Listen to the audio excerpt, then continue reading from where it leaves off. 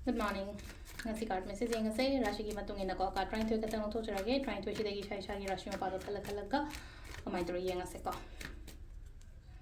sele ko ahan ba se dale re ani shuba ahum mari manga taruk taret nipan mapan tara taramathoi Taranitoy. Kwan bako mesh rashi unit lai se kaino mesh rashi unit se lai se good news kumba kai kumba maina khara lai ko brisha unit so success haina lai ko ngasi se ko ahum subadana thaba khara chindore busy am oidore ko hadi ko se ngau dore thaba yamandana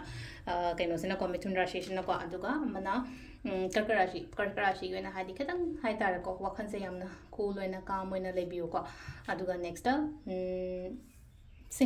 singa gi oina haragadi chilai se ko hope positivity hadi hope yam thammo positive oyo thakak to matam da ko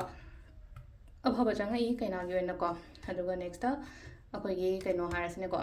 tula gi oina hadi good luck blessings kumba kai kumba mai taraga lai ko aduga sina bridge ko hadi chup chap tanang to un thupum to kem ta ngang gano kem ta sakano ko chilai se aduga dhanu ko discipline maintain to thakak to matam da yam phagani ko aduga sisna engonda haitar silai se ko kem tha sa gano dum haitar amana trag amalambi dum lakani ko sta